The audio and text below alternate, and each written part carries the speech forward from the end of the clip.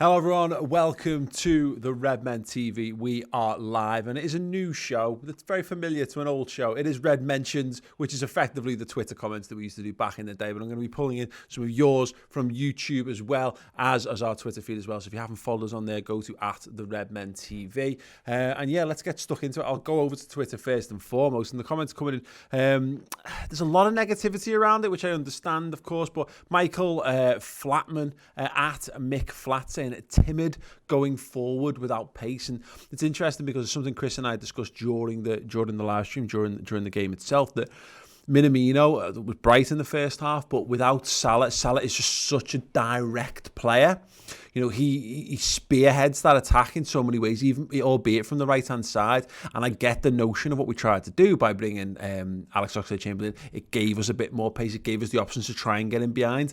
But I'm not quite sure that it worked, to be perfectly honest. Chris Sawyer, and I think picking up on this point really, has got the subs wrong, evidently. In fairness, can't expect us to just bounce straight back into it at full swing, being our longest gap between games since the war. Yeah, and then the issue we've got, of course, is that we've got no knowledge to base this on. So we've watched some Bundesliga. A lot of us have watched Bundesliga. A lot of us watched how Bayern bounced back into play and how Borussia Dortmund have done the same.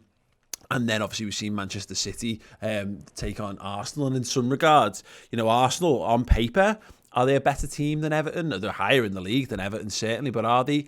I think someone like Everton at Goodison Park, having Carlo Ancelotti in charge as well, who he knows what that game means, and he knew that it was important for Everton to just not to lose that first and foremost. And I'm not trying to be disrespectful to Everton, because I actually think, you know, on the balance of it, they probably deserve to win the game. But yeah, I think that our expectation was Liverpool will come in and keep firing, because we've seen City do it and we've seen Bayern Munich do it, etc., etc. But you're right, I think maybe there's a combination of the substitutions, but moreover, the substitutions caused by the injuries didn't really play into Liverpool's hand, most certainly. Daniel Renfield, picking up kind of what I'm saying there, at Daniel Ren123, saying every year they put 15 men behind the ball at Goodison and get a 0-0 draw. We need to find a way to break them down. That's going to be one of the conundrums, really. And look, we're still talking about a world where Liverpool have got a dominant lead, really, at the top of the Premier League, and it should be academic, really, when the league's finally delivered. There's not too much more you can do to improve, but that's an obvious one. Being a bit more, doing a bit more at Goodison, and that'll feel like a missed opportunity, because without having their crowd behind them and all that kind of stuff, they should have been a little bit more there for the taking, but yeah, ultimately they weren't.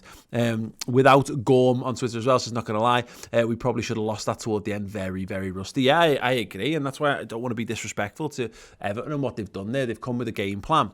You know, you look at what Atletico Madrid had, a similar sort of thing where be solid, make sure you don't concede, and then, you know, trust that your bit of quality you've got at the other end of the pitch can cause problems. And Everton, you know, they could have come away with a goal or two goals, really, if it wasn't for the performance of the keeper, Alisson Becker, and some great last-ditch defending from Joe Gomez. So yeah, Matt, mid-on-side, says Evertonians will tell their grandkids of this match. They probably will.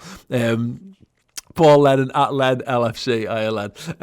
At least football's back after 3 months. Yeah, I agree. Cameron Young, sluggish, rusty, but we'll bounce back on Wednesday. Yeah, I mean, again, it's a shame. We really wanted Liverpool to just get this done in short thrift, really. But look, at least this means that if Burnley get a result against City, it's not done before we get to play. There you go. There's a glass half full aside for you.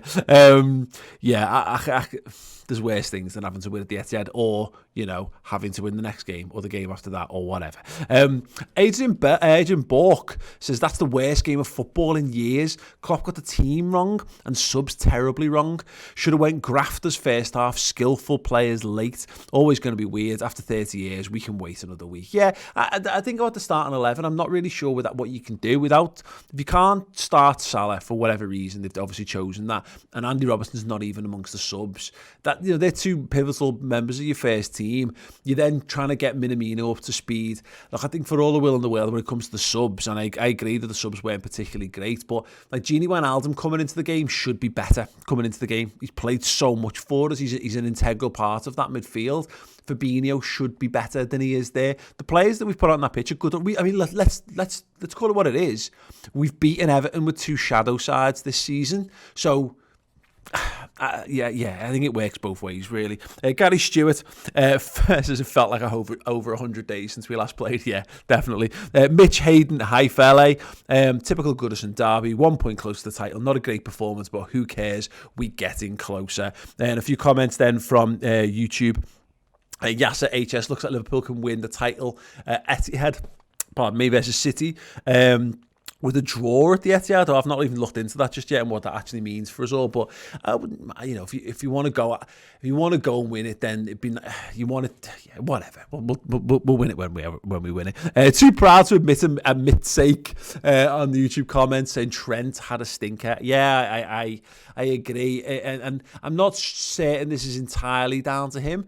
For a start, for the first half, he's got Minamino in front of him, who he's probably not played. He's definitely not played with a competitive match. Maybe am I right in saying that? Let me know if I'm wrong, and then understand that it changes nothing. And then of course Oxlade-Chamberlain coming on, who's third probably choice really on that right hand side. We know you don't get the best out of Oxen though in that kind of position, so that has an impact. Henderson tried to support him as well as he could. I thought Henderson had a good game in doing so, but yeah, some of it is when teams double up on Trent, we need to be better. We need to think of other ways, and that's a lot of the times when Liverpool have struggled to break teams down.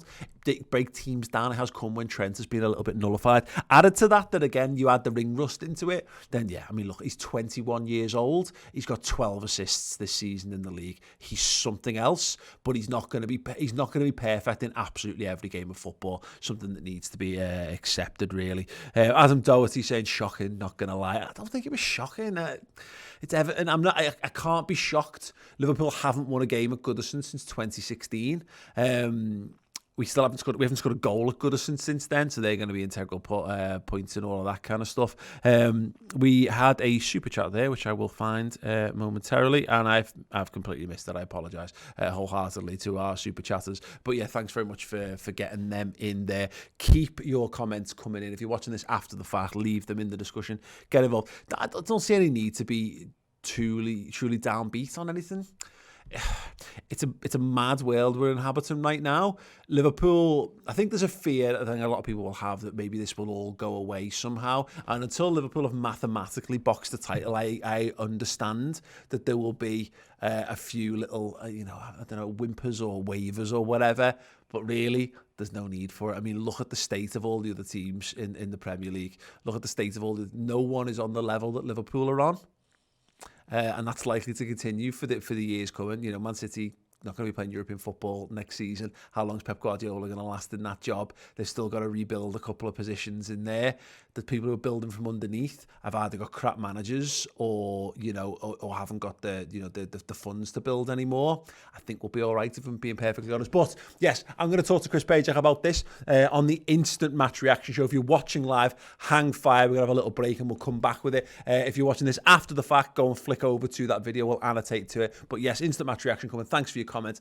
Drop a like. And if you want more, by the way, if you want the Final Word Show where we analyse this for 60 minutes, you can either join YouTube memberships where the Final Word Show will be on Monday afternoon, or you can go to the redmentv.com, get the Final Word, get full access to our full archive of incredible content, including interviews with Jurgen Klopp, Oxlade-Chamberlain, Henderson, Lucas Leiva, Marcus Pavel, Jimmy Traore. There's a whole host of them. It's amazing. It's brilliant content we put out there in video and in podcast form. And other than that, I will see you there. I will lastly super chat Ryan Ford. I am working on another book this year. Hopefully it's got another happy ending. See you all soon.